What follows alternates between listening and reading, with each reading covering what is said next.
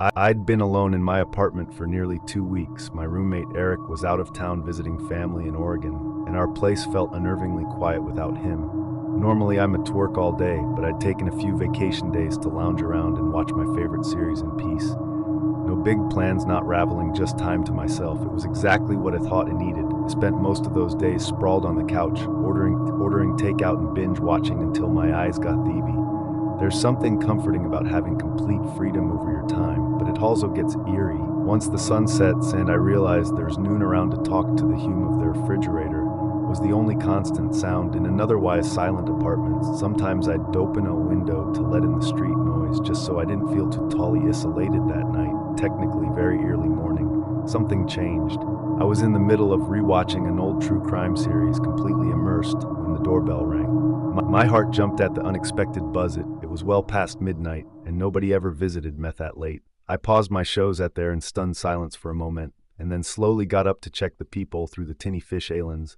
There was noon on the front porch light was on, so if anyone was there, I would have seen at least a shape or shadow, but there was nothing. I stood there, pressing my eye against the door, feeling my pulse. Quicken, was it a prank or kids messing around? I told myself it was probably nothing and went back to my couch trying to shake off that sudden rush of adrenaline before I could even settle back into the cushions. The doorbell chimed again, then immediately after 3 hard knocks, like whoever was there wanted my attention badly. I nearly dropped the TV remote as I jumped, returning to the door. I pressed my eye to the peel again. This time I caught the faintest hint of movements, someone darting out of view. All I saw was the edge of what might have been a shoe or a pant leg. Whoever it was, they were hiding off to the side. It felt that creeping unease, that primal fear that builds in your stomach when something's just not right. I considered calling out, but found me throat too dry to form. My head spun with possibilities. Was it a lost stranger neighbor needing help? A burglar trying to lure me outside? My mind raced, but my hands stayed glued to the door after a long moment of breathless waiting. I finally stepped back and turned both the deadbolt and the chain lock, just to be safe. Nothing happened for the next few minutes. My heart was pounding so loud, I half expected it to echo in the living room when no more knocks came. I tried to calm myself down by watching TV again, but my focus was shattered. Every little sound from outside made me jump, the air conditioning kicking on. Made me nearly dropped my phone in fear. Eventually, about an hour or so later, I forced myself to go to bed. I double-checked every window and door before heading to my room. Even though I'd locked everything, I still felt too uneasy. I went to my bedroom, left the lights on, and just lay there. Scrolling through social media, trying to distract myself. The old wooden floor creaked occasionally, and each time, I froze, certain someone was creeping around. But after a while, exhaustion got the better of me. My phone slipped from my hand, and I drifted off to sleep. What happened next is still burned into my memory. Sometime in the night, I woke up to a noise, a soft shuffling like fabric sliding against the floor. My eyes opened slowly. The clock read 3:14. I stayed perfectly still, my mind trying to place that sound. It came from somewhere in my room below me under the bed. I couldn't move my muscles, felt paralyzed by fear.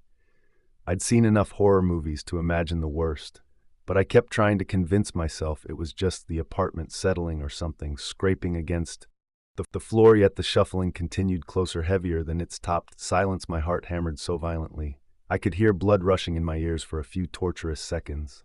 There was nothing but that awful quiet. I wondered if I was hallucinating or half dreaming, but just as I worked up the nerve to shift in bed, I heard the bed frame rattle softly. Something was crawling out from underneath. From the corner of my eye, I saw a shape, a stand up, a man. The dim glow from the street lamp outside my window cast enough light to outline him. He was tall, wearing dark clothes, and his face turned away from me had just stood right beside my bed, like he was listening to my breathing.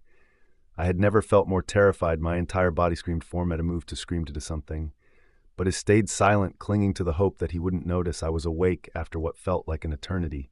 He backed away, step by step, his movements so naturally slow and deliberate. Here, the doorway of my room, and slipped into the hallway without making a sound. The moment I couldn't see him anymore, I heard my blood thundering in my ears as I up and lunged for my phone, locking the bedroom door in one swift motion. My hands were shaking to dial 911. I managed to whisper to the operator that someone was in my home. They assured me officers were en route. I barricaded myself behind the bed phone, clutched to my chest, eyes glued to the door. Within minutes, though it felt like an eternity, I heard the sirens outside the Glendale Police Department. Arrived fast, which was a small mercy. The officers came in, guns drawn, and I met my bedroom door. My voice was trembling, and I must have looked wild with fear. They did a search of the apartment, checking every close to every corner. Prevent the crawl space in the attic. Nobody was there. They found no sign of forced entry, no broken windows, no damaged locks. I walked them through the entire store. The doorbell ringing to the man coming out from under my bed. They tried to reassure me, saying it might have been an intruder who slipped in earlier when I was distracted, but they had no explanation for how he'd gotten in or out with a trace. They took our report and told me they'd patrol the neighborhood for anything suspicious after they left. I was left standing in my living room in a daze, the overhead lights almost too bright for the darkness. I felt inside by then it was almost dawn. I sat on the couch, door double-locked, watching the sunrise through the window. I was too afraid to close my eyes, wondering if the man was still lurking somewhere, watching from across the street. Waiting, my mind cycled through every possible scenario. Did I forget to lock the door earlier in the day? Did he somehow have a copy of my key? Could he have been hiding there for hours, days, and the days that followed? I couldn't sleep. I kept the lights on around the clock. I checked every inch of the apartment regularly, glancing under the bed multiple times a day like some terrified kid. Eric came back soon after, but I never told him the full story in detail, just that someone had tried to break in. And the police came before we dive into the next story. If you're visiting our channel for the first time, don't forget to hit the subscribe button and turn on the bell icon to stay updated with our upcoming scary stories. Your support means the world to us, so please share these stories with your friends and family. Thanks. I recall this incident all too clearly, although it occurred several years ago while I was living in San Marcos, Texas. My name is Peter Caldwell, and I had just settled into a modest stone-story house near the outskirts of town. On the evening in question, I was alone. My roommates had gone out of state to attend a wedding, leaving me to enjoy a rare night of complete solitude. At first, I appreciated the quiet. I spent the early part of the evening some work mails and preparing a quick dinner. Nothing seemed out of the ordinary apart from the occasional hum of distant traffic from the highway around 9. I decided to watch a movie in the living room. The overhead light was dim and the only other glow came from a small lamp near the window. As the film played, I began to feel mildly uneasy. The sense of being watched crept upon me with no clear reason. I occasionally glanced at the window, half expecting to see the reflection of my own nervous expression. Nevertheless, it told myself it was merely my imagination, likely triggered by the eerie movie I had chosen shortly before 10. I paused the film to fetch some water while passing by the large living room window. I glimpsed a figure outside. They were still almost statuesque, positioned beyond the thin curtain that covered the glass. Fear welled up inside me. Before I forced myself to lift the curtain slightly and look more carefully, by the time I did, the figure gone or had moved out of my line of sight. My heart pounded, yet I could not be certain if I had truly seen anyone at all. I spent the next hour trying to calm my nerves. I double-checked the front door, the back door, and every window latch to ensure the house was securing. Slightly foolish, I returned to the living room. I told myself it was probably a neighbor or a passerby. Still, the remainder of my evening was tinted with quiet apprehension. Around midnight, I received the first phone call. The screen on my cell displayed no caller ID, thinking it might be an automated spam call. Ignored it. Minutes later, the phone rang again, the same unidentified number. I answered out of habit, only to be met with silence, followed by breathing, slow, deliberate breathing that met a hold my own breathing anticipation. I asked, "Hello, who is this?" But there was no reply, just more breathing. Feeling unsettled, he ended the call. The phone rang for a third time soon after and tightened with worry. By then my voice was quivering, though. It tried to maintain composure when the caller still offered nothing but breathing. I hung up again, shutting off my ringer to give myself some peace.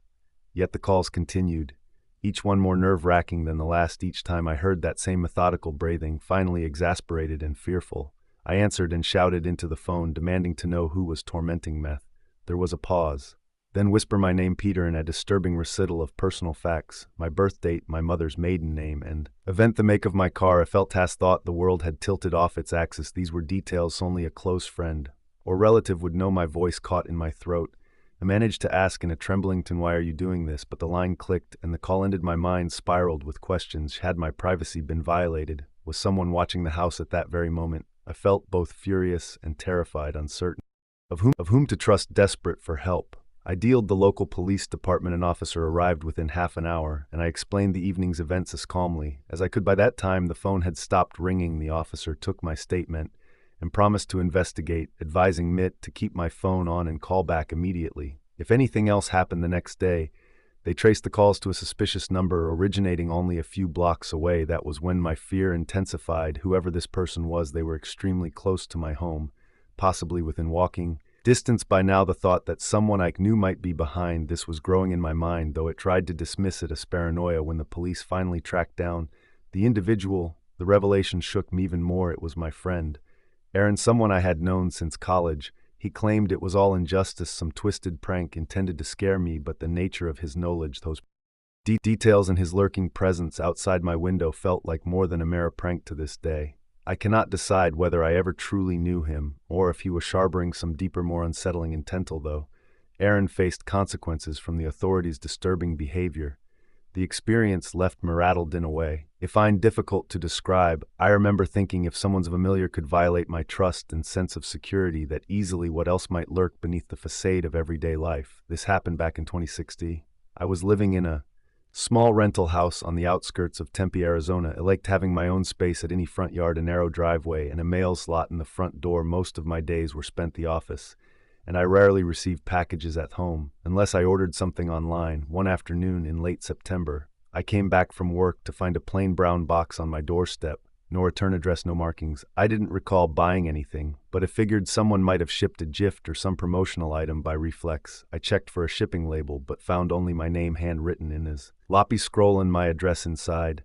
I found a small bundle of keys on a metal ring and a single Polaroid photograph, wrapped in bubble wrap.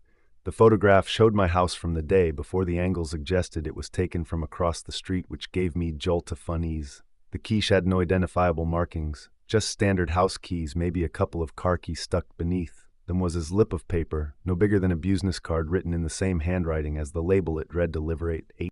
I sat on the couch staring at that note. It made little sense. Deliver to man why to my house at 8 that night. I waited near the front window, the package and its contents spread out on the kitchen table behind. When nobody came, I felt a tremor of relief, but also disappointment, like I was missing some critical piece of the puzzle. The next day, I decided to analyze everything carefully. I wondered if the keys fit any of my locks, but they didn't match. I tried them on the front door, the side gate, and even the old padlock on my shed. No luck. I drove around the neighborhood looking for unusual vehicles or people watching from a distance. Nothing stood out, whatever was going on. It was quiet and deliberate that evening. I sat in my living room, again the same tension building up in my chest. Ticked by, and noon showed up. But I noticed something else. The house behind mine had all its lights off. Thought the owners usually kept the porch light on. Maybe they were out, and it was a coincidence, but it left me feeling strangely exposed. By the third night, I was one judge. I set the note on my coffee table and reread the words, "Deliver it 8." The more I thought about it, the more I suspected the note wasn't directed at me. It could have been instructions for someone else, someone who was supposed to use these keys to get into my house exactly at 8. If that were true, then maybe they expected me to leave it unlocked, or worse, they expected me to be the one handing over access and not formed in my stomach. I pictured a stranger arriving later, trying the door, finding it locked, and realizing I wasn't following the plan. There was something deeply unsettling about being a pawn in an arrangement I knew nothing about. I double-checked every lock and window, pushing furniture against the back door, just in case. By 8, he was seated behind the kitchen counter, lights off, phone in hand, ready to dial 911. The minutes passed quietly. At some point, he realized I was hardly breathing, expecting a note to any second, but nothing happened. I reported the incident to a local police station the next morning. They took down the details, but seemed unconvinced there was any real threat. No forced entry, no direct threat. In the note, just an odd scenario that I couldn't explain. An officer did come by to do a quick check, but found nothing suspicious. Days turned into weeks, and the package's significance faded into an uneasy memory. I kept the keys locked in a drawer, unsure what else to do with them. I tried not to obsess over it, but one thought refused to leave my mind. If someone out there had instructions to deliver at 8, maybe they still planned to. Maybe they tried and failed, or maybe they were simply waiting for another chance. Whenever I passed that drawer, I couldn't help glancing at it, as if expecting to hear someone at my door. The photograph felt like a silent threat, proof that whoever sent it was watching me long before I knew they existed. Over time, I moved on as people do, but even now, I sometimes wake up at night, my heart pounding, convinced I heard a faint knock. That old note still lingers in my thoughts, the words etched into my memory, because no matter how many times I lock my doors or change my routine, I can't help but wonder if I unknowingly held the key to someone else's plan.